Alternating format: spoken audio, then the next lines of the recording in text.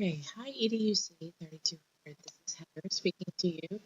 Over the weekend, I wanted to talk to you guys about your assignment that you're doing this week related to the standards and the curriculum. So by now, hopefully you guys have been able to access the textbook. As you know, it should be available online. And those of you who are waiting for print copy, I have uploaded chapters 3 and 4 to that same site with that same link, same, password to access those chapters for this week. But next week, when we move forward, everyone should sort of be on board with having their print copy in hand or an online copy. If not, please let me know directly so I can figure out how to help you get your copy. But as of this week, you should have what you need hopefully by now. So I want to talk to you guys a little bit about standards and curriculum, instruction, and assessment. And based on reading your introductions, I know that there's quite a few of you guys that aren't majoring in education. So, but I think that no matter what your content area is, really the principles related to standards, curriculum, and instruction are important ones to carry forward with you. You will use good curriculum and need to know how to create a lesson plan in many, many bodies of work and different disciplines. So being able to teach and educate is really a part of many professions, not just the teaching profession in general. So those of you guys that are doing social work and law and nursing, you will find that there will be times that you will have to teach others and train others. And so it's important to understand how standards and the curriculum works. So we're going to talk about it from an education standpoint for a few minutes today.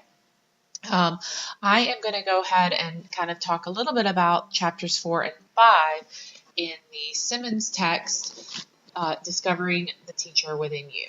And I will refer to that using my online link.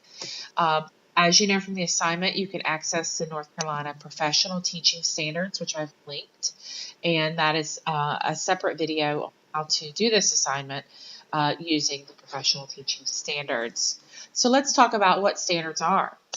If we go back to the text, these are words that we hear a lot in conversation, but we don't always understand how they work. So just so you have a good foundation, we need to talk about exactly what do standards do.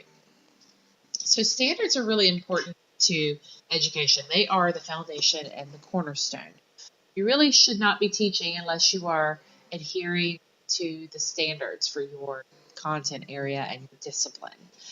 Everything falls out from those standards. So standards are statements of what students should learn. And that's when you look at that North Carolina teaching standards. Those are very, very, very broad teaching standards that all teachers must adhere to. So going back to that document, let me see if I can find it again. I think I just lost it. Excuse me. I'm not sure if I've lost it or not.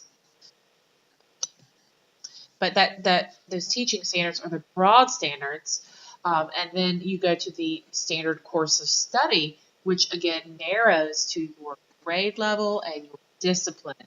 So standards really start broad and move into the specific as you think about who you're teaching, your learners, what their needs are, what you're teaching, and how you want to teach it. So standards are really like, what are your learning outcomes? What should they be able to know and do as a result of taking your course? And each day you should have that in mind. When I create my daily lesson, what is it my students should be able to know and do as a result of today's lesson? So you always want to start with the standards in mind because that's your outcome statement. So that's where those standard course of study and those common core state standards really kind of help define what your standards should be in your grade level and in your course. Now, often these are standards that are set by policymakers either at the state level or at the federal level. So related to that, I really like what Dr. Simmons' text says about curriculum. She's got another section on curriculum in chapter 5. And for those of you that took Latin, you know that curriculum, the root of that, I believe, is curre, C-U-R-R-E, which means to run, or as Simmons says in chapter 5, running a course or charting a course. And so I think it's really neat that North Carolina calls their state curriculum the standard course of study. They are connecting those standards to a little bit more of a defined curriculum that you should teach in your content area. So curriculum is this term that encompasses all academic content, but so it can include the writing, the reading, mathematics, science, whatever you're teaching. You have a curriculum in music and art, in social studies, in every subject you have a curriculum. And I think it's interesting to know that curriculum is not just, oh, there we go, that's not good. Curriculum is not just your textbook. Curriculum is all the materials that you bring to bear when you think about how you're going to produce your lesson. So the idea here is that people in authority decide what will be taught, but teachers really ultimately decide how to teach that content.